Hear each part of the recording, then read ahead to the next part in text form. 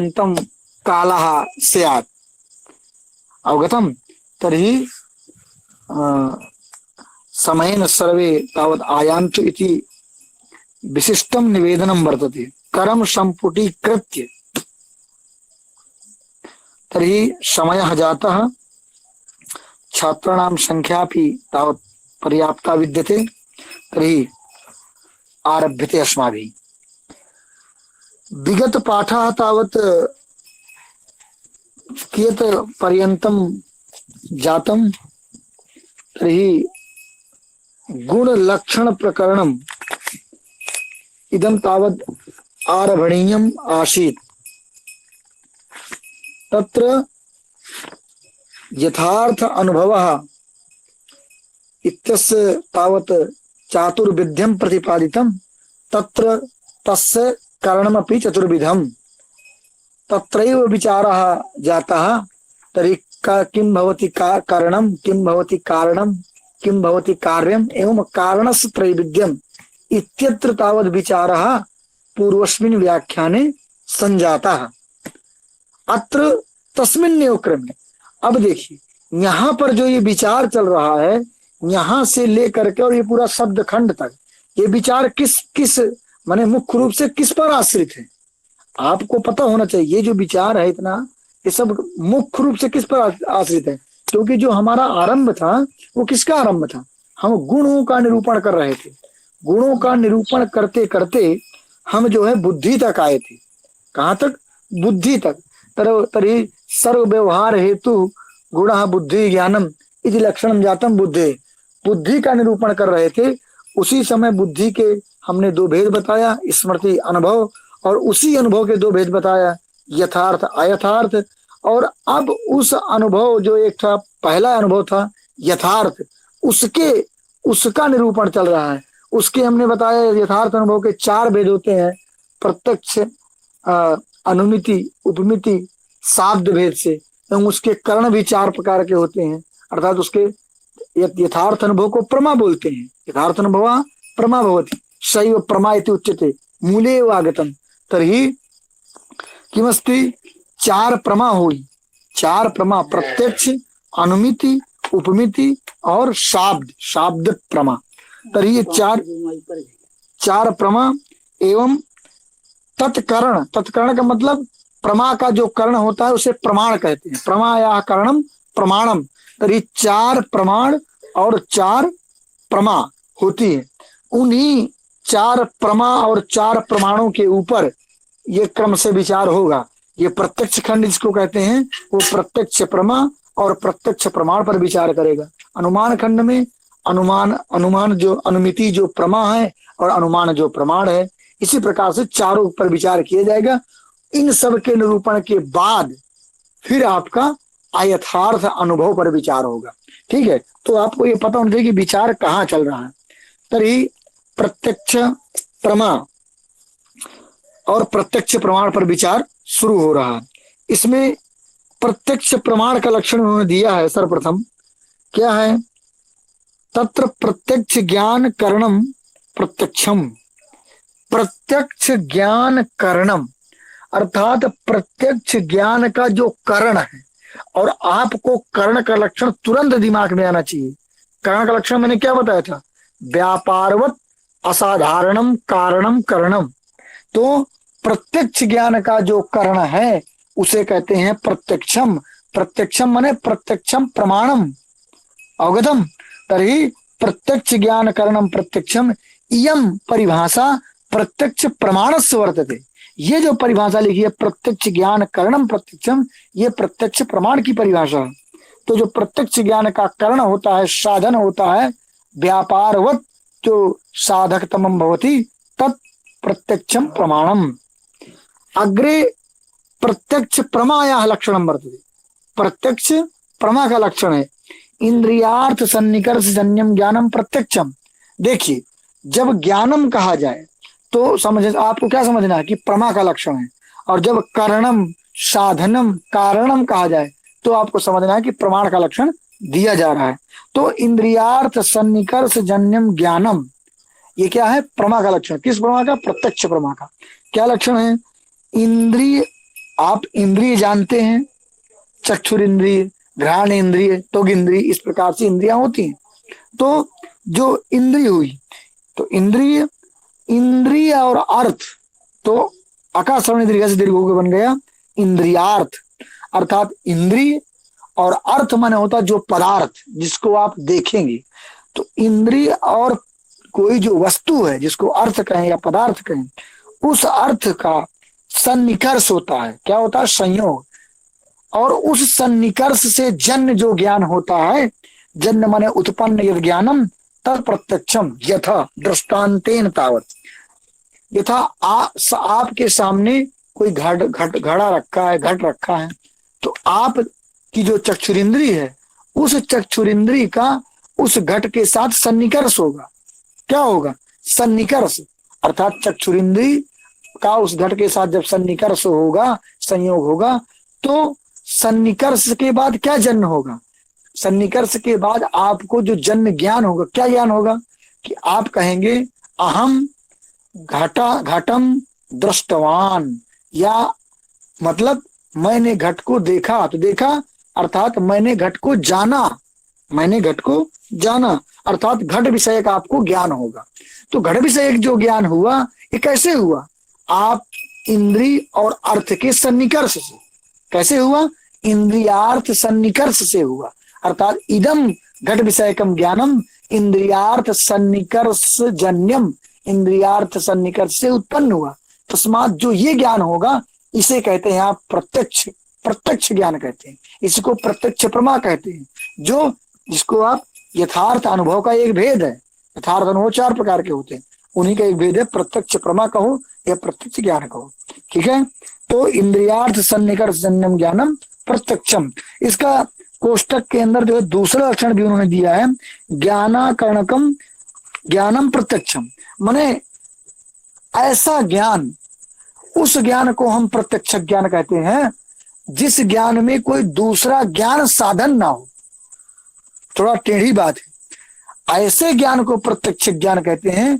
ज्ञाना अकर्णकम यस्मिन ज्ञाने तावद अपरम ज्ञानम करणम नास्ति तद ज्ञानम ज्ञानाकर्णकम तद ज्ञानम प्रत्यक्षम। मतलब यह है कि जैसे आप जब पर्वत में बन्ही का अनुमान करते हैं, ज्ञान करते हैं, उस ज्ञान में दूसरे ज्ञान साधन है। कौन से? प्रत्यक्ष। आप कभी प्रत्यक्ष, आपको व्याप्तिक ज्ञान होना चाहिए। व्याप्तिक ज्ञानाधीन है वो ज्ञान। जब तक आपको यत्र यत्र धूमा तत्र तत्र अग्नि, इस प्रकार का व्याप्तिक ज्ञान नहीं होता, तब तक आप पर्वत में बन्ही का अनुमान नहीं कर सकते धूम को देख करके। और जो व्याप्तिक ज्ञान होता है वो प्रत्यक्षाधीन होता है। इसलिए जितने अन्य ज्ञान होते हैं, चाहे वो उपमिति हो चाहे अनुमिति हो, वो सारे ज्ञान क्या होते हैं? अन्य ज्ञान के अधीन होते हैं। किंतु जो प्रत्यक्ष ज्ञान होता है वो सिर्फ इंद्रियार्थ सन्निकर्ष जन्य होता है, किसी अन्य ज्ञान की अपेक्षा नहीं होती। इसलिए इसका अपरम तावत लक्षणम ग्रंथकारेण तावत उद्धृतम किम ज्ञानाकर्णकम प्रत्यक्षम ज्ञानम प्रत्यक्षम तद प्रत्यक्षम ज्ञानम तावत द्विविधम भवति तस्य द्वैविध्यम किम निर्विकल्पकम सविकल्पकम चेति। वह प्रत्यक्ष ज्ञान 2 प्रकार का होता है, एक होता है निर्विकल्पक और एक होता है सविकल्पक। तर्हि निर्विकल्पक किम लक्षणम तदा ग्रंथकारः लिखति तत्र निष्प्रकारकम ज्ञानम निर्विकल्पकम यथेदम किंचित। अर्थात निष्प्रकारकम इत्यस्य अभिप्रायः भवति विशेषण विशेष रहितम। सामान्य रूप है, सामान्य आप समझिए रूप, तो आपको समझ में आ जाएगा। फिर जब विशेष अध्ययन करना होगा तो टीकादि ग्रंथों में बृहद व्याख्यान दिया। तर्हि तत्र निष्प्रकारकम ज्ञानम निर्विकल्पकम। निष्प्रकारकम माने निष्प्रकारकम इत्यस्य अभिप्रायः विशेषण विशेष रहितम। तो अभी समझ में नहीं आया। देखिए, जैसे कोई वस्तु है, ठीक है, आप उसको देखा, आपने जब उसको देखा तो ऐसा ज्ञान जिसमें आपको स्पष्ट रूप से पता न चले कि अयम एतद गुण विशिष्टः। जैसे मान लो आपको यदि स्पष्ट पता चल जाए कि यह घड़ा है, यह घड़ा है, तो क्या हो जाएगा? जो ये घड़ा है जो ये ज्ञान हुआ ये विशेषण विशेष से सहित ज्ञान हो गए। क्यों? घड़ा हुआ विशेष और घटत्व हुआ उसमें विशेषण, तो घटत्व विशिष्टम ज्ञानम हो गए। तो विशेषण विशेष सहित जो ज्ञान होता है उसे कहते हैं सविकल्पक ज्ञान। लेकिन निर्विकल्पक ज्ञान में न वहां विशेष का ज्ञान रहता, न विशेषण का ज्ञान रहता और न उनके संबंध का ज्ञान रहता। तो विशेषण विशेष संबंध अनवगाहिक ज्ञान तावत निर्विकल्पक ज्ञानम यथेदम किंचित। उदाहरण दिया है, जैसे मान लो बहुत बार आपको दृष्टांत मतलब लोक में देखने को मिलता होगा, बहुत दूर कोई वस्तु यदि है, मान लो कोई काष्ठ का एक वृक्ष मतलब सूखा वृक्ष खड़ा है, आप दूर से देख रहे हैं, तो दूर से देखने पर आपको प्रतीति होती है, उसमें स्पष्ट नहीं पता चलता कि ये क्या है। आप कहते हैं यथेदम किंचित, कुछ है। अब कुछ है, ये जो कुछ है इस प्रकार का जो ज्ञान होता है इसे कहते हैं निर्विकल्पक ज्ञान। क्यों? क्योंकि उसमें विशेषण और विशेष, कौन है किससे विशिष्ट है, इस प्रकार का ज्ञान नहीं हो रहा। तो विशेषण विशेष रहितम इदम ज्ञानम तस्मात् निर्विकल्पकम। और यदि उसमें आपको विशेषण विशिष्ट ज्ञान हो जाए तो सविकल्पक ज्ञान हो गए। जब आप कहेंगे अयम डित्था, इसका मतलब आपको पता चल गया कि डित्थत्व विशिष्ट अयम डित्था। ब्राह्मण, इसका मतलब ब्राह्मणत्व प्रकार का और ब्राह्मण विशेष, क्योंकि ब्राह्मणत्व जो है उसमें धर्म विशेष है, जाति विशेष है, तो वो क्या है, वो प्रकार हुआ, और ब्राह्मण उसमें रहने ब्राह्मण में रहता है, वो विशेष हुआ। तो आपको प्रकार माने विशेषण और विशेष दोनों का ज्ञान हो रहा है। इसलिए विशेषण विशेष और सहितम यदि ज्ञानम तत्सविकल्पकम, उसमें आप कहेंगे अयम ब्राह्मणः, अयम डित्थः, अयम श्यामः। हेलो, तरी जी बताइए। भैया ये दिठ क्या होता है? जी दिठ क्या होता है? दिथोयम। डिथ, डिथ जो है ये खूंटा। एम, खूंटा। जी हर्ष जी ने क्या बताया, हर्ष जी बताइए क्या होता है डिथ। श्री हर्ष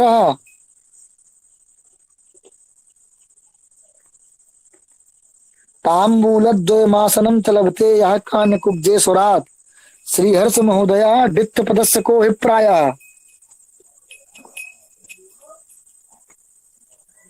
मम हेलो। ध्वनि न श्रू, हेलो। हाँ बताइए।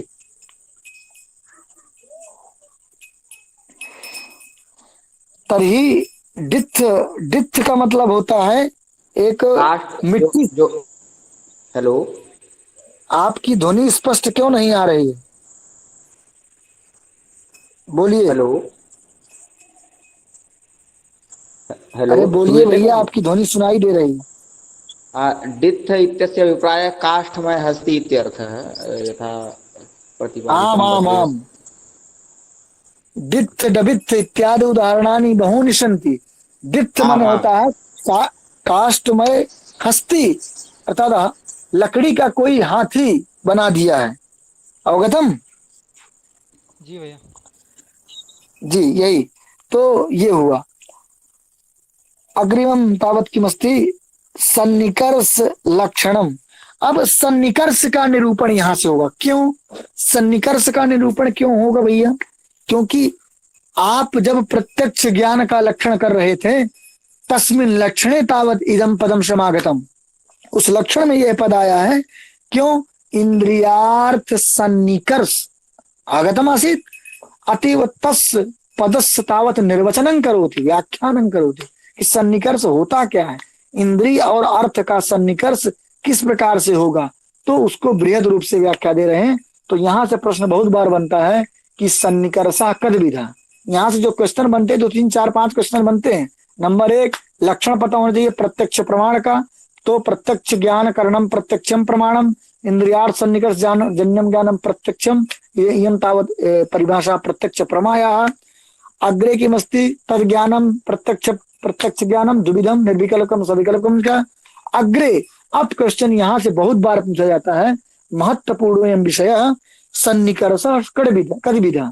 फिर सन्निकर्ष षड्विध, कद्विधा सन्निकर्ष जो होता है, अर्थात इंद्रिय और अर्थ और वस्तु का जो सन्निकर्ष होता है वो 6 प्रकार से होता है। कितने प्रकार से? 6 प्रकार से। इसलिए सन्निकर्ष षड्विधा। प्रत्यक्ष ज्ञान हेतु माने प्रत्यक्ष ज्ञान का कारण जो इंद्रिय और अर्थ का सन्निकर्ष है वह सन्निकर्ष षड्विधा 6 प्रकार का होता है। कौन सा? संयोग, संयुक्त समवाय, संयुक्त संवेद समवाय, समवाय संवेद समवाय और विशेषण विशेष भावश्चेति। ये क्रमेण सर्वेषां निरूपणम भविष्यति। यथा संयोग सन्निकर्षा कथम तर्हि चक्षुषा घट प्रत्यक्ष जनने संयोगः सन्निकर्षः। चक्षुषा माने चक्षु के द्वारा माने अक्षणा, चक्षुषा माने अक्षणा, चक्षु के द्वारा माने आंख से जब आप घट का प्रत्यक्ष करते हैं, कंबु ग्रीवादि मत जो पदार्थ है मिट्टी का बना हुआ उसका प्रत्यक्ष जब करते हैं तस् प्रत्यक्ष जनने प्रत्यक्ष करने संयोग सन्निकर्षा भवति। क्यों? क्योंकि आपका जो इंद्री है, इंद्री चक्षुरिंद्री कैसा, किस इंद्री को चक्षुरिंद्री कहते हैं? किस द्रव्य की इंद्री को चक्षुरिंद्री कहते हैं? कोई भी बताइए। चक्षुरिंद्री का संबंध किस द्रव्य से है? तेज। तेज। जो तेजस्ंद्री होती है उसी को चक्षुरिंद्री बोलते हैं। तो मतलब चक्षुरिंद्री भी क्या है? द्रव्य ही है। क्या है? द्रव्य है। और घट क्या है? द्रव्य है। तो जब दोनों द्रव्य हैं तो द्रव्य द्रव्यो का संबंध? संयोग। ये नियम है। द्रव्य और द्रव्य का कौन संबंध होगा? तो संयोग संबंध होगा। इसीलिए चक्षु के द्वारा घट का ज्ञान करने में संयोग सन्निकर्ष होता है। अवगतम न वा? समझ में आया कि नहीं? तरी अग्रे। अब उसी घट में मान लो वो घड़ा आपका पीले रंग का है, हो सकता है वह घट आपका किस रंग का है, किस वर्ण का है? पीले रंग का है। तो घट में रहने वाला जो पीत वर्ण है तस् पीत वर्णस्य तावत प्रत्यक्षम केन सन्निकर्षेण भवति। उस पीत वर्ण का प्रत्यक्ष किस सन्निकर्ष से होगा? क्यों? घट का सन्निकर्ष तो हमने संयोग सन्निकर्ष से जाना। अब घट में रहने वाला जो पीत वर्ण है, क्योंकि पीत वर्ण एक गुण होगा और गुण कहाँ रह रहा है? किसी द्रव्य में, घट में। तो किस सन्निकर्ष से होगा? तो गुण द्रव्य में किस संबंध से रहता है बताइए? गुण जो है द्रव्य में समवाय संबंध से। तो देखिए चक्षु संयुक्त हुई, संयोग का मतलब संयुक्त होता है। संयोग संबंध से जो युक्त हो उसको कहते हैं संयुक्त। तो चक्षु किससे संयुक्त हुई? घट से। तो संयुक्त और उसमें समवेत कौन है? समवाय संबंध से जो रहता है उसे कहते हैं समवेत। जो समवाय संबंध से रहेगा तो रूप जो है समवाय संबंध से घट में रह रहा है, इसलिए वो हुआ समवेत। तो संयुक्त समवेत संबंध से रूप का ज्ञान हो जाएगा। समझ में आया कि नहीं? आपको जब तक ये पता नहीं होगा कि कहाँ कौन किस संबंध से रहता है तो आपको थोड़ा समझने में प्रॉब्लम होगी। उसको समझिए। गुण है, रूप क्या है? गुण है। वो द्रव्य में समवाय संबंध से रहेगा। समवाय संबंध से रहने का मतलब होता है उसको हम कहते हैं समवेत है। जब कोई चीज समवाय संबंध से रहती है तो हम कहेंगे कि वह उसमें समवेत है, मतलब समवाय संबंध से है। तो रूप समवेत है, इसलिए उसका ज्ञान किससे होगा?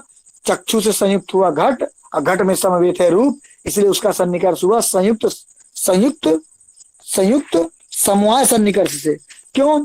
क्योंकि समवेत जो है उसका समवाय ही सन्निकर्ष से तावत प्रत्यक्ष होगा। किससे होगा? समवाय सन्निकर्ष से।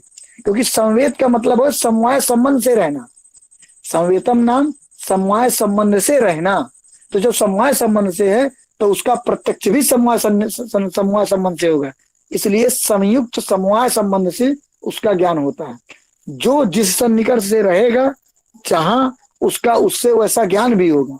तो रूप चूंकि समवाय संबंध से रह रहा है घट में, इसलिए घट का ज्ञान तो संयोग संबंध से हुआ, लेकिन घट में रहने वाला जो समवाय संबंध से रूप है उसका समवाय संबंध से होगा। इसलिए संयुक्त समवाय सन्निकर्ष से रूप का ज्ञान हो गया। अब रूप में रूपत्व जाती रहती है। रूप में रूप गुण है, उसमें रूपत्व जाती रहेगी। अब रूपत्व का यदि ज्ञान करना होगा तो किस सन्निकर्ष से होगा? क्यों? रूपत्व कहाँ रहता है? रूप में। क्यों? जाती है। तो गुण में रहेगी, रूप गुण है, उसमें जाति रहेगी रूपत्व, और रूपत्व रहेगा रूप में, और रूप रहेगा घट में। अब फिर से उधर से बनाइए, तो चक्षु से संयुक्त हुआ कौन? चक्षु से संयुक्त हुआ घट। तो घट, घट में कौन है? समवेत रूप। और रूप, रूप में कौन समवेत है? कौन समवेत है? रूपत्व। तो संयुक्त समवेत समवाय सन्निकर्ष से रूपत्व का ज्ञान होगा। समझ में आया कि नहीं? आपको समझ में आ रहा है या नहीं? जी आ रहा है। थोड़ा सा अगर आप दिमाग लगाएंगे तो समझ जाएंगे कौन कहाँ। अब उसी से चल रहे हैं। पहले मैं घट का ज्ञान किया, फिर घट में रहने वाले रूप का ज्ञान किया, मैंने रूप का प्रत्यक्ष किया, और रूप में रहने वाले रूपत्व का प्रत्यक्ष किया, और क्रम से जोड़ते जा रहे हैं। पहले संयुक्त संयोग सन्निकर्ष, फिर संयुक्त समवाय सन्निकर्ष, संयुक्त संवेद समवाय सन्निकर्ष। भैया अवगतम? भैया जी ये इसमें जैसे रूप हो गया, रूप को हमने संयुक्त समवाय से जान लिया, तो जी। फिर ये रूप तो क्या है? अलग से रूप रूप, जान रहे हैं। रूपत्व जाति है, रूपत्व जो है जाति है। समझ रहे हैं? जी भैया, जैसे भैया जैसे जो जैसे कोई व्यक्ति है, कोई व्यक्ति है, जी और क्या बोलते हैं, वह व्यक्ति बहुत सज्जन है, तो क्या बोलते हैं, उसकी सज्जनता, उसका जो गुण है उसमें उसमें संवेत रूप से है, उसमें समवाय रूप से विद्यमान है सज्जनता। जी। तो संजत वो उसकी जो सज्जनता है उसको अलग से जातित्व रूप में कैसे, मतलब ये समझ नहीं पाया मैं। नहीं, देखिए क्या है कि इस दर्शन का मानना ये है, क्योंकि वो आपको प्रत्यक्ष दिखेगा। देखो जाति क्यों मानना पड़ता है, आप समझ लीजिए। जैसे आप कहेंगे कि एक तो हो गया कृष्ण, मान लीजिए कृष्ण, ठीक है ना? देखिए आप समझिएगा, आप तुरंत समझ जाएंगे।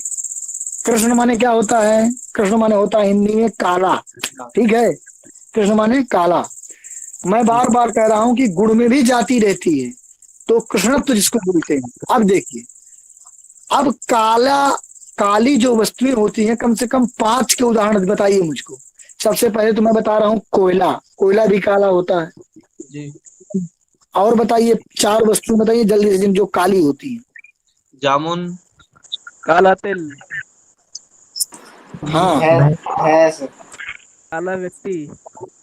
हाँ, लेकिन ठीक है, बस हो गया। अब बताइए, जो 5 वस्तुओं का आपने नाम लिया, सभी काले हैं कि नहीं है? सभी में कृष्ण गुण है कि नहीं है? जी है।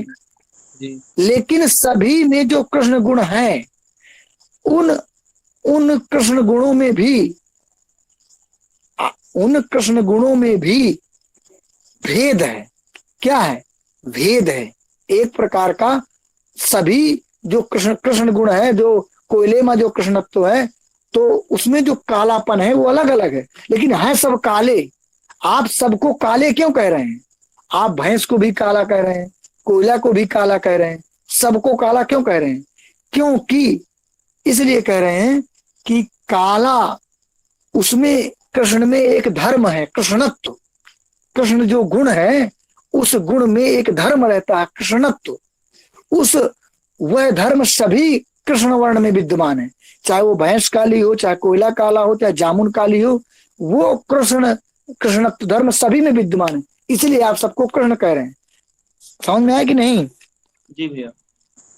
हाँ, जैसे आप सभी को मनुष्य क्यों कहते हैं? यद्यपि सभी भिन्न भिन्न प्रतीत होंगे, रूप से हर प्रकार से आपको भिन्न प्रतीत होंगे, लेकिन तथापि आप सभी को कहेंगे अयम मनुष्य। क्यों? क्योंकि उसमें मनुष्यत्व विद्यमान है। एक जाति विशेष, एक धर्म विशेष, जिसको जाति कहते हैं, उसके कारण उसकी पहचान है। तो कृष्ण रंग की पहचान कृष्णत्व जाति से है। जी भैया। तो इस प्रकार से रूपत्व तक हमने जाना। तो चक्षुषा गुण में घट जाति किस संबंध से रहती है भैया? जाति जो है समवाय संबंध से रहती है।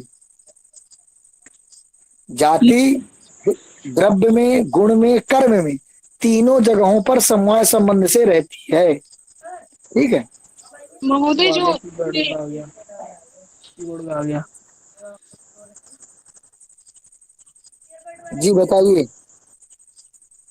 महोदय महोदय, आप सज्जन में सज्जनता ये गुण रहेगा, या सज्जनता गुण है या फिर नहीं लेंगे, या मनुष्य में मनुष्यत्व गुण को लेंगे? नहीं, देखिए, मनुष्यत्व तो जाति है। देखो, इस पर बड़ा देखो डिबेट है, मतलब थोड़ा सा तुमको हम बता देते हैं। आप जब भी कोई प्रकृत ग्रंथ पढ़िए, तो प्रकृत ग्रंथ जो चल रहा है उस दर्शन ने कुछ अपने सिद्धांत बना रखे हैं। जैसे जैसे कि अब इस दर्शन में 24 गुण ही हैं, 24 के अतिरिक्त कोई गुण नहीं है। ठीक है, अवगतम न हुआ? अब आप उसका सज्जनता का अंतर्भाव कहाँ करते हैं, ये आप विचार कीजिए कि रूप में, कि रस में, कि गंध में, कि स्पर्श में। आप पूछिए विद्वानों से कि सज्जनता का अंतर्भाव हम कहाँ करेंगे। या आप स्वयं विचार कीजिए, क्योंकि स्वयं आप पीजी के विद्यार्थी हैं। ठीक है, तो चतुर्विंशति गुणा अस्मिन् दर्शने तावत् प्रथिता सन्ति। 24 गुण प्रसिद्ध है इसमें। उन्हीं गुणों को लेकर के हम विचार करेंगे। ठीक है, और किसी का कुछ प्रश्न था? नहीं, आगे चले हम।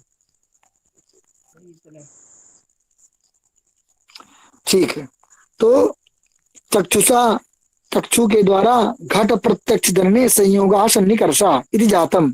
अग्रे घट रूप प्रत्यक्ष जनने संयुक्त समवाया सन्निकर्षा। हमने बता दिया क्यों, क्योंकि चक्षु संयुक्त घटे, चक्षु से घट जो है संयुक्त है, संयोग संबंध से स्थित है, माने जुड़ा है।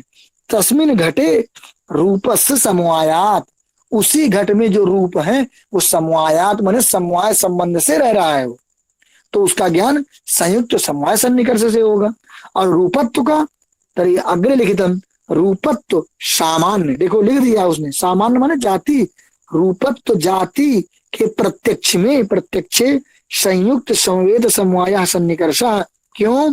क्योंकि चक्षु संयुक्त घटे, चक्षु से संयुक्त माने संयोग संबंध से स्थित जो घट है, उस घटे तस्मिन घटे रूपम संवेतम, रूपम क्या है? समवेत है, माने समवाय संबंध से है। और तत्र माने उस रूप में रूपत्व, रूपत्व जो है समवायात, समवाय सन्निकर्ष से रह रहा है, इसलिए संयुक्त समवेत समवाय सन्निकर्षेण तावत रूपत्व प्रत्यक्षम भविष्यति इति जातम। अग्रे शब्द प्रत्यक्ष का सन्निकर्ष। देखिए शब्द, तो शब्द क्या है? शब्द तावत एको गुण, सह गुण कुत्र तिष्ठति? आकाशे। कुत्र? आकाशे। अतएव लक्षणम शब्द गुणकम आकाशम। तो पहले गुण है ये जान लिया, रहता का इस द्रव्य में, आकाश में। अग्रे अब चर्चा चलते हैं। अब देखिए लिखा है श्रोत्रेण, श्रोत्र के द्वारा माने श्रोत्रेंद्री के द्वारा, कान के द्वारा, शुद्ध जिसको कहते हैं कान या कर्ण, कर्ण के द्वारा शब्द साक्षात्कारे, शब्द के साक्षात्कार करने में, माने जब शब्द का ज्ञान होता है करने में, समवाय सन्निकर्ष। कौन सन्निकर्ष होता है? समवाय सन्निकर्ष। कैसे? तो लिखता है आगे ग्रंथकार स्वयं, कर्ण विवरवर्ती आकाश स्रोतत्व। तो पहले तो जान लीजिए कि स्रोत क्या है। श्रोत्र, श्रोत्रम माने श्रोत्रेंद्रिय, श्रोत्रेंद्रिय किसे कहते हैं? तो कर्ण माने कान का जो विवर है, विवर माने होता है छेद। जो कर्ण आप देखिए अपना, कर्ण में आपको एक छिद्र दिखाई देगा, छिद्र जो अंत तक मतलब अंदर तक वो छिद्र है, इसे बीच में पतली झिल्ली इत्यादि रहती है, वो विज्ञान में आप जानिएगा। पर श्रोत्र की जो परिभाषा हमारे दर्शन ने दिया है, कहता है कर्ण विवरवर्ती, कर्ण के विवर अर्थात छिद्र, वर्ती माने उसमें रहने वाला जो आकाश है, आकाशस। तो मैंने आपको एक चीज बताया था कि आकाश किसे कहते हैं? जो रिक्त स्थान। ध्यान दीजिए, इसको सामान्य पहचान रखिए। तो कर्ण के जो छिद्र है उसमें जो रिक्त स्थान आपको दिख रहा है विवरवर्ती, वही क्या है? वही आपकी श्रोत्रेंद्री है। क्या है? श्रोत्रेंद्री। कर्ण विवरवर्ती आकाशस, जो आकाश है उसी को हम कहते हैं श्रोत्र, श्रोत्रत्वात्। तो कुल मिला करके श्रोत्र क्या हुआ? श्रोत्र भी एक आकाश है। श्रोत्रेंद्री क्या है? आकाश है। ध्यान दीजिएगा बात को। जिसको आप कर्णेंद्री कहते हैं, जिससे आप सुनते हैं, जिससे आप सुनते हैं, वो सुनते हैं वो क्या है, उस एक प्रकार का आकाश है, लेकिन कौन सा आकाश, जो खुला आकाश है वो नहीं, उसको हम श्रोत्र नहीं कहते, अपितु कर्ण विवरवर्ती आकाश। अवगतम? कर्ण विवरवर्ती आकाश से स्रोतत्वात्, कर्ण विवरवर्ती जो आकाश होता है उसी को हम श्रोत्र कहते हैं, और तो एक प्रकार का आकाश ही श्रोत्र है। तो अग्रे शब्दस्य आकाश गुणत्वात्, और शब्द क्या है, आकाश का गुण है। शब्द क्या है, आकाश का गुण है। तो गुण गुणिनोश्च समवायात्, तो देखो श्रोत्र माने आकाश, क्योंकि मैंने बताया आपको कि आकाश को ही श्रोत्र कहते हैं, श्रोत्रेंद्रिय एक आकाश ही है, लेकिन किस प्रकार का आकाश वो मैंने बता दिया कि कर्ण विवरवर्ती आकाश को श्रोत्र कहते हैं। तो आकाश हुआ। अब आकाश के द्वारा आपको शब्द का ज्ञान करते हैं, तो आकाश आपका द्रव्य है और वो आपका गुण है, गुण और गुणी है, गुण गुणियों में समवाय संबंध रहता है, माने द्रव्य गुण में समवाय संबंध रहता है। अतएव शब्दस्य प्रत्यक्ष तावत समवाया सन्निकर्ष, इसलिए उसने लिख दिया कि गुण गुणिनों समवायात् तस्मात् शब्द प्रत्यक्ष तावत समवाया सन्निकर्ष। अवगतम?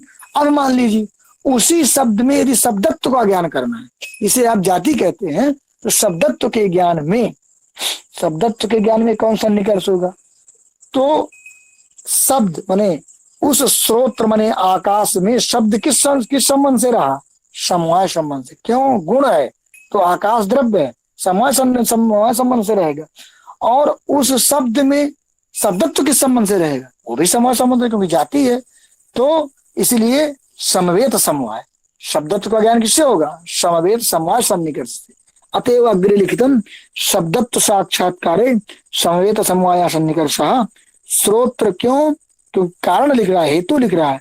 श्रोत्र माने कर्णे समवेते शब्दे, श्रोत्र माने आकाश, कौन सा आकाश, कर्ण विवरवर्ती आकाश में समवेते शब्द, उसमें शब्द समवेत रहता है, और उस शब्द और शब्दत्व जो है वहां शब्द में समवाय संबंध से रहता है, इसलिए समवेत समवाय सन्निकर्षेण तावत शब्दत्व से ज्ञानम भविष्यति।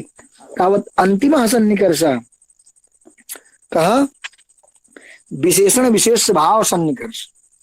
तो विशेषण विशेष भाव सन्निकर्ष क्या है, कहते हैं अभाव प्रत्यक्ष। देखिए अभाव का भी प्रत्यक्ष होता है, बड़ा मैंने देखिए अस्माकम मनीषिणाम तावत कीदृशी मेधा आसीत, उन्होंने अभाव का भी प्रत्यक्ष किया। अभाव का भी प्रत्यक्ष होता है, कैसे, जैसे देखिए भूतल, भूतल का मतलब पूरी पृथ्वी नहीं, आपके सामने मान लीजिए भूतल है, उस भूतल में घट नहीं है, तो घट नहीं है अर्थात घट का अभाव है, तो घटाभाव का भी तो प्रत्यक्ष कर रहे हैं आप।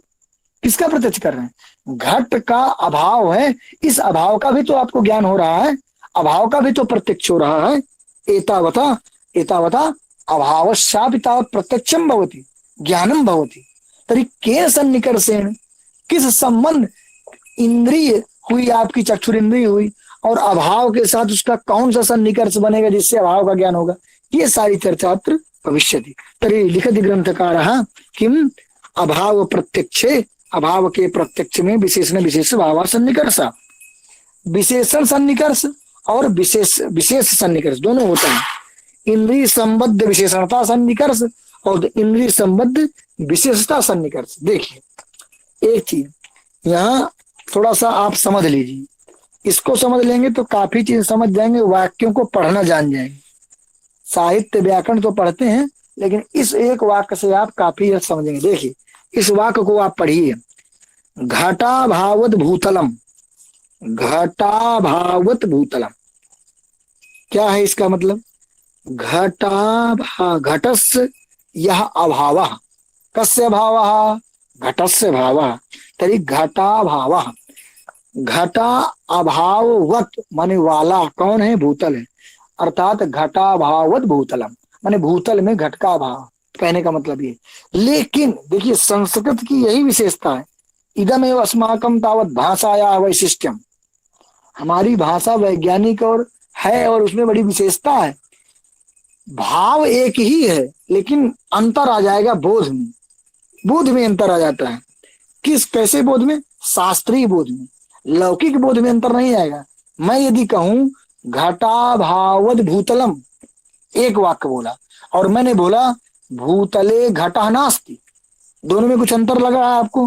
मैं कह रहा हूं कि भूतले घटः नास्ति, भूतल में घड़ा नहीं है, और फिर बोल रहा हूं घटाभावत भूतलम, घट के अभाव वाला है भूतल।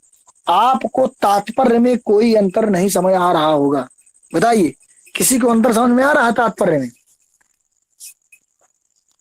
बोलिए, कोई किसी को अंतर समझ में आ रहा है? एक ही अर्थ है भैया दोनों का। हाँ, आप सही समझ रहे हैं, अर्थ दोनों का एक ही है। क्यों? मैं कह रहा हूं कि भूतले घटः नास्ति, और फिर कह रहा हूं कि घटाभावत भूतलम, माने भूतल में घट का अभाव है, तात्पर्य तो एक ही। लेकिन परंतु शास्त्र दृष्टया, शास्त्रीय पद्धत्या तावत अर्थबोध है, जिसको हम कहते हैं, जब हम इसका वाक्यार्थ बोध करेंगे वहां अंतर आ जाएगा।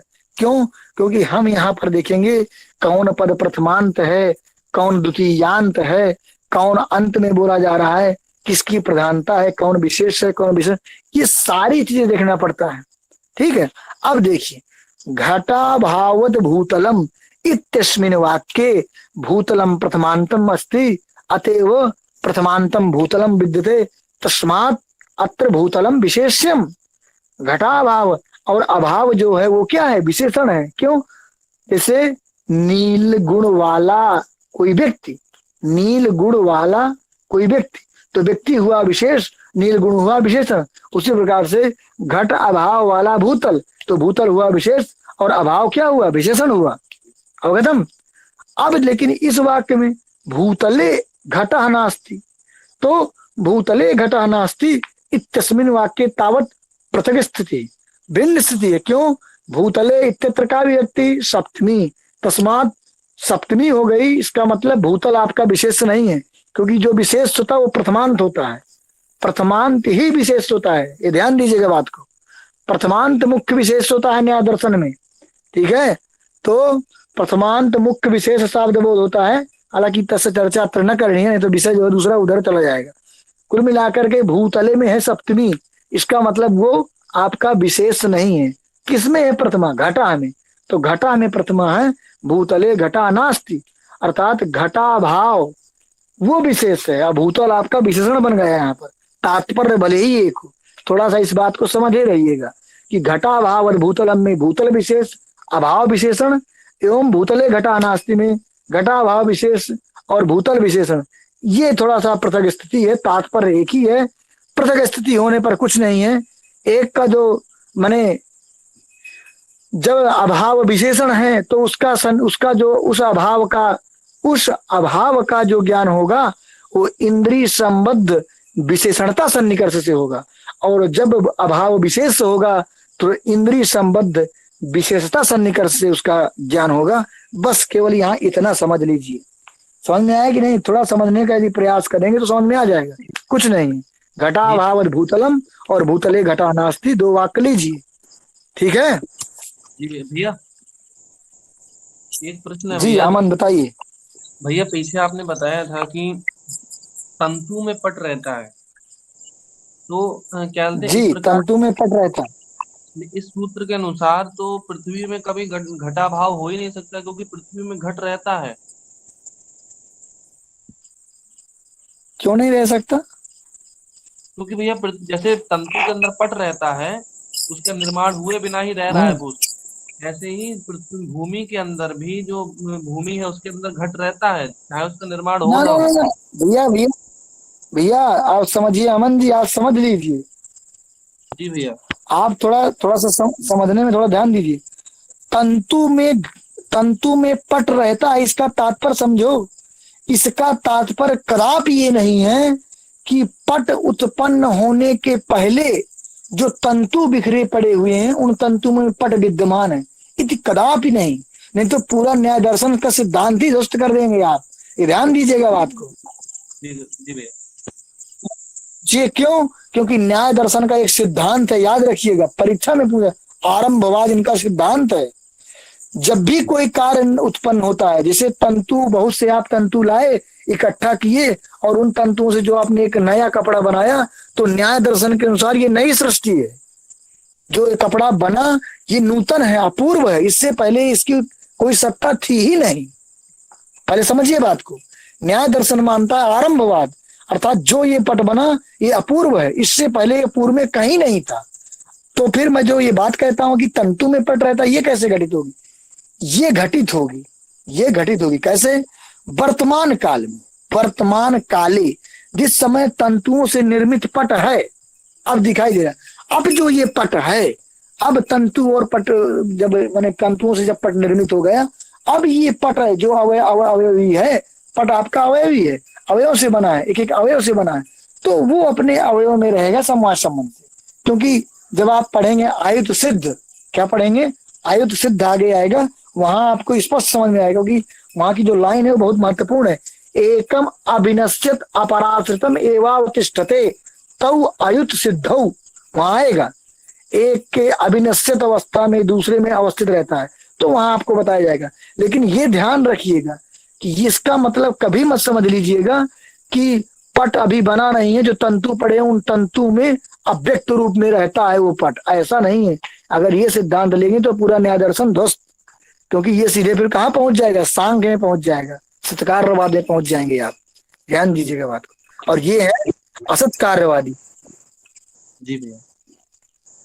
हाँ, ये असत्कार्यवादी। ये जो कारण होता है, कारण में कार्य को की सत्ता नहीं स्वीकार करते। जो कारण आपका तंतु है उसमें पट नहीं रहता, मतलब नहीं रहता का मतलब निर्माण काल के पहले अगर अलग रूप में अवस्थित है उस अवस्था में नहीं रहता, ये कहने का मतलब होगा। जी भैया।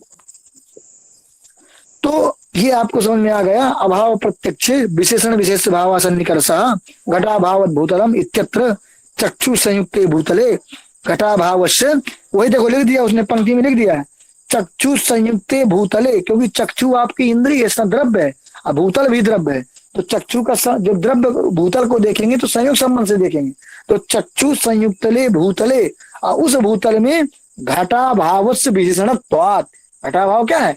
विशेषण है, इसलिए इंद्रिय संबद्ध विशेषणता सन्निकर्ष से घटाभाव भूतलम इत्यस्मिन् वाक्ये अभावस्य ज्ञानम मने घटाभावस्य ज्ञानम प्रत्यक्षम विश्यति। अवगतम खलु? तर्हि अग्रे चलामः। प्रत्यक्ष प्रमाण से निष्कृष्ट लक्षणम तावत् लिखति ग्रंथकारः। एवं इस प्रकार मया यत् पूर्वं प्रतिपादितम तत्सर्वम् अभिप्रेत्य अंगीकृत मनसीकृत, उसको सब सारी बातों को मन में रख करके कुछ लक्षण करने जा रहे हैं। किसका? प्रत्यक्ष प्रमाण का।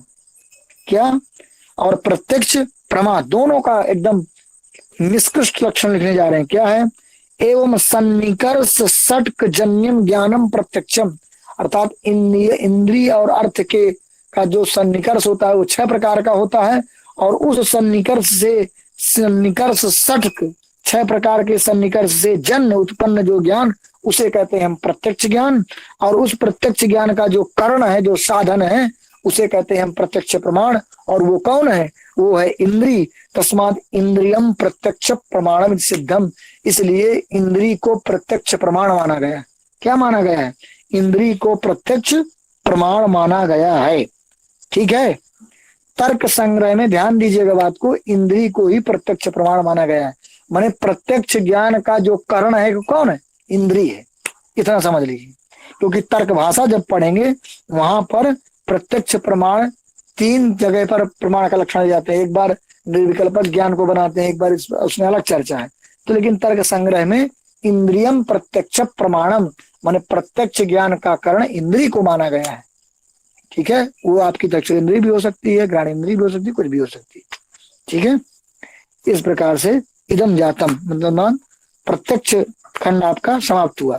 अब आते हैं अनुमान खंड पर।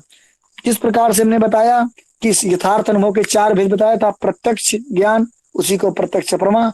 अब अनुमिति, अनुमिति एक प्रमा है, उसी को कहें अनुमिति ज्ञान कहें, अनुमिति प्रमा कहें, या उसका यथार्थ अनुभव का एक भेद कहें, उसका निरूपण शुरू हो रहा है।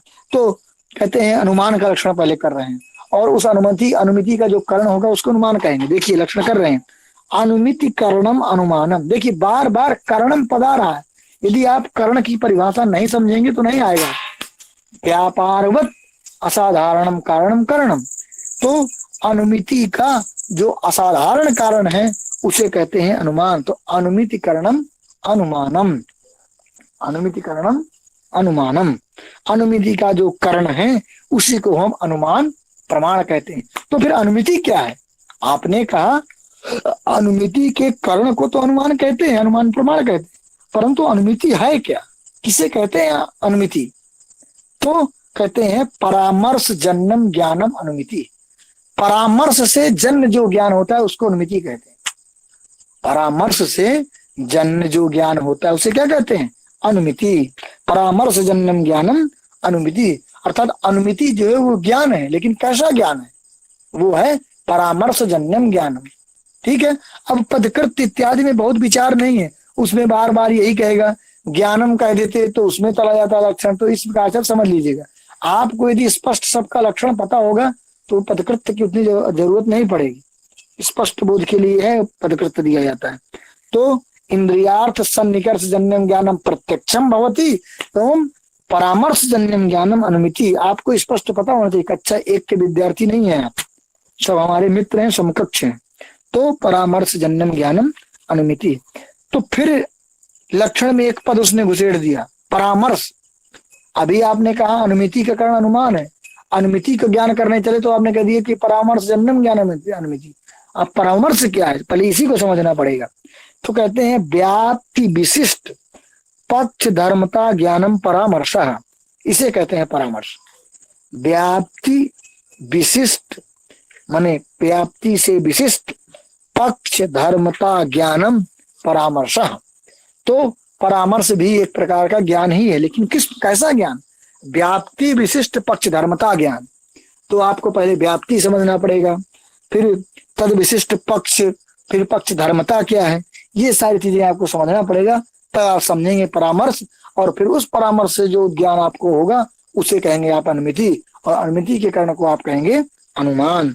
तो चलिए समझते हैं। इसने सामान्य रूप से दे दिया है अभी कि इसने स्वरूप दे दिया, सीधे दे दिया कि ये है परामर्श। इसने सीधे उदाहरण ही दे दिया और समझाने की कोशिश मन नहीं किया, आगे समझाएंगे शायद। व्याप्ति विशिष्ट पक्ष धर्मता ज्ञानम परामर्श। ठीक है। यथा बन्ही व्याप्य धूमवान अयम पर्वतः इति ज्ञानम परामर्श। ये कहते हैं जब आपको ये ज्ञान हो जाए कि बन्ही व्याप्य धूम तदवान अयम पर्वतः, ये ज्ञान है, परामर्श है। तो देखो इस ज्ञान में बहुत चीजें समाहित है, आपको समझने की जरूरत है, आपको समझने की जरूरत है। देखो तो बन्ही व्याप्य धूम वान अयम पर्वतः, इतना बड़ा ज्ञान हो रहा है आपको, इतना बड़ा ज्ञान। बन्ही व्याप्य धूमवान अयम पर्वतः, तरी बन्ही व्याप्य धूम। सबसे पहली बात तो ये कि बन्ही व्याप्य धूमा, जो ये है ना बन्ही व्याप्य धूमा जो कह रहा है, यही है आपका व्याप्ति, यही है व्याप्ति। बन्ही व्याप्य धूम, बन्ही व्याप्य धूमा, इसे कहते हैं व्याप्ति। और बन्ही व्याप्य धूमा ये हुआ व्याप्ति। और तद विशिष्ट और तदवान, तद विशिष्ट जो पक्ष धर्मता, और ऐसे पक्ष धर्म का मतलब होता है हेतु का पक्ष में रहना, हेतु का पक्ष में रहना। थोड़ा मुझे लग रहा है कि सारी चीजें जो है यहीं पर थोड़ा सामान्य रूप से बता दें, तो क्योंकि आगे आपको पक्ष सपक्ष हेतु साध समझ में आएगा नहीं, इसलिए पहले हम एक बार थोड़ा बता देते हैं आपको, नहीं तो फिर डिस्टर्ब हो जाएगा। आज इतना ही सामान्य रूप से समझिए, कल से अच्छे से होगा। थोड़ा सा ये अनुमान ही मुख्य होता है न्याय में। देखिए जैसे मैं कहता हूं कि पर्वतो बन्हीमान धूमवत्वात्, ठीक है। पर्वत बन्हीमान माने बन्ही वाला है, धूमवत्वात् माने धूम वाला होने से, ये एक अनुमान वाक्य है, इसे कहते हैं अनुमान वाक्य। जब कोई इस प्रकार से बोलता है उसे कहते हैं क्या? अनुमान वाक्य। अनुमान वाक्य में क्या क्या चीजें होती हैं? अनुमान वाक्य में होती है पक्ष होता है, साध्य होता है, हेतु होता है। ठीक है। तो आपने कहा पर्वतो बन्हीमान धूमवत्वात्, तो पहले आप ये बताइए कि आप ये हिंदी में आप ये कहना चाह रहे हैं कि पर्वत बनने वाला है धूम वाला होने से, तो आप पर्वत में बन्ही का अनुमान कर रहे हैं। क्या कर रहे हैं? अनुमान। दूर से देख करके बता रहे हैं किसी को, या स्वयं ज्ञान कर रहे हैं कि अरे पर्वत बन्ही वाला है। क्यों? क्योंकि धूम वाला होने से आपको बन्ही दिखाई नहीं दे रही है, अभी तो बन्ही का आप अनुमान कर रहे हैं। किस कारण से? धूम आपको दिखाई दे रहा है, तो आप कह रहे हैं धूम वाला होने से, धूमवत्वात्। तो अब देखिए, आप साध्य, साध्य कौन है? आप किसकी सिद्धि करना चाह रहे हैं? किसका किसका अनुमान करना चाह रहे हैं? आपको अनुमान उसी को करेंगे जो आपको दिखेगा नहीं। ध्यान दीजिएगा बात, जो प्रत्यक्ष दिख रहा है उसका अनुमान। किसका? बन्ही। बन्ही का, क्योंकि अनुमान उसी का किया था जो आपको दिखता नहीं है। आपको पर्वत भी दिख रहा है, आपको धूम भी दिख रहा है, तो उसका अनुमान क्या करना? वो तो दिख ही रहा है। इसे जो दिख नहीं रहा है उसी का अनुमान होता है। ठीक है, तो दिख कौन नहीं रहा? अग्नि नहीं दिख रही, बन्ही, इसलिए अनुमान उसी का करना है। तो जिसका अनुमान करना होता है, जिसकी सिद्धि करना होता है, उसे कहते हैं साध्य। तो साध्य कौन हुआ? कौन हुआ? बन्ही। कहाँ सिद्धि कर रहे हैं उसकी? अपने घर पे कर रहे हैं, पहाड़ पे कर रहे हैं, कहाँ कर रहे हैं? पर्वत पे कर रहे हैं। तो पर्वत पे कर रहे हैं, इसलिए पर्वत क्या हुआ? पर्वत हुआ आपका पक्ष। क्या हुआ? पक्ष। जिस स्थान पर करते हैं आप सिद्धि साध्य की, उसे कहते हैं पक्ष। उस जगह को क्या कहते हैं? पक्ष। ठीक है, उस आश्रय को, माने साध्य का जो आश्रय होता है उसे कहते हैं पक्ष। और जो आप हेतु देंगे, आप जो हेतु देंगे वो तो आपका हेतु ही रहता है। तो तीन चीजें अनुमान वाक्य में प्राय विद्यमान रहेंगी, पक्ष रहेगा, साध्य रहेगा, हेतु रहेगा। जब तक आपको ये चीजें नहीं आएंगी कि कौन पक्ष है कौन पर्वत है, तो आपको थोड़ा सा समझने में दिक्कत होगी। तो ध्यान दी, इसको समझने की कोशिश करिएगा। ठीक है, तो जब पंचमी होगी तो हेतु तो समझ जाएंगे, हेतु तो स्पष्ट दिखता है। अब पर्वतः बन्हीमान, इसमें भी दिखना चाहिए, आपको समझ देना चाहिए, संस्कृत के विद्यार्थी। तो पर्वतः बन्हीमान धूमवत्वात्, ये चीजें यहाँ आपको समझ में आई। तो देखिए, ये सामान्य चीजें हुई। अब पक्ष में हेतु का रहना ही क्या है? पक्ष धर्मता है, पक्ष धर्म है। पक्ष में हेतु जब रहता है उसे कहते हैं पक्ष धर्मता। सामान्य रूप से समझिए, सामान्य रूप से यही समझिए, पक्ष में हेतु का रहना, पक्ष माने पर्वत, पर्वत में हेतु माने धूम का रहना, ही क्या है? पक्ष धर्मता है। लेकिन हेतु का रहना तो ठीक है, लेकिन किस प्रकार के हेतु का रहना? तो व्याप्ति से युक्त हो, व्याप्ति से विशिष्ट होना चाहिए।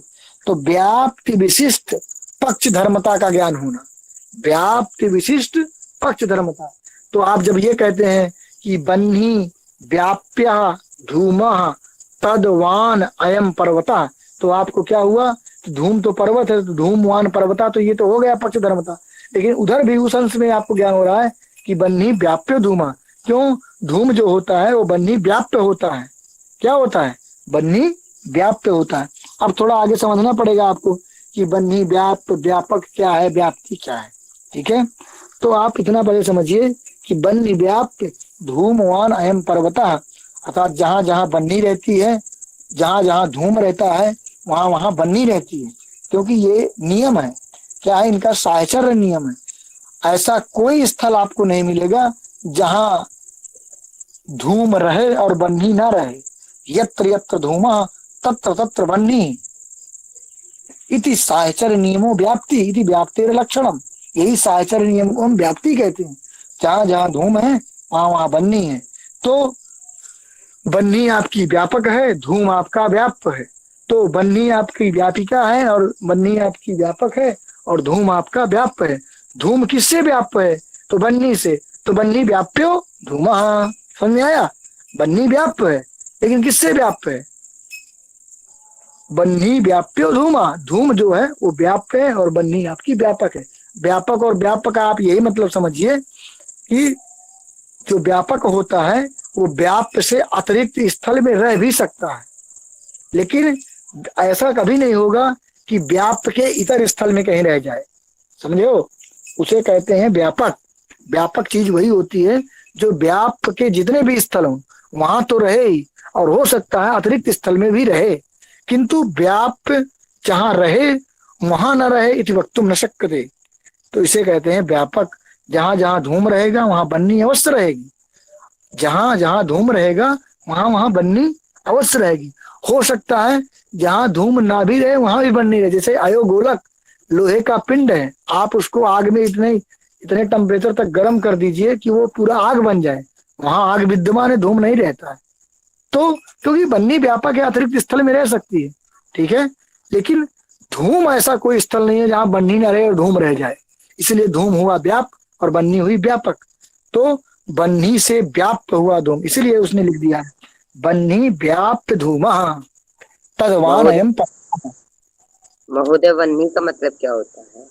बन्ही माने होता है आग, अनिल, पावक, हुताशन, मतलब आग फायर। होती है। फायर, हाँ, आग जानते हैं ना। हाँ हाँ हाँ। हाँ, तो उसी को हम बन्ही कहते हैं। बन्ही भी एक पर्यायवाची शब्द है अग्नि का। जी महोदय। जी, तो मेरे हिसाब से आज यहीं तक रहने देते हैं, कल इसको काफी समाप्त करेंगे। वहनी अनिल महोदय मैंने वन्नी तो है और जो धुआं है वो व्याप्य है। जी, और अभी 4 मिनट 5 मिनट तक प्रश्न पूछ लीजिए, नहीं तो फिर हम जाएं।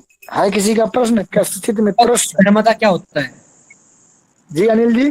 पक्ष धर्मता।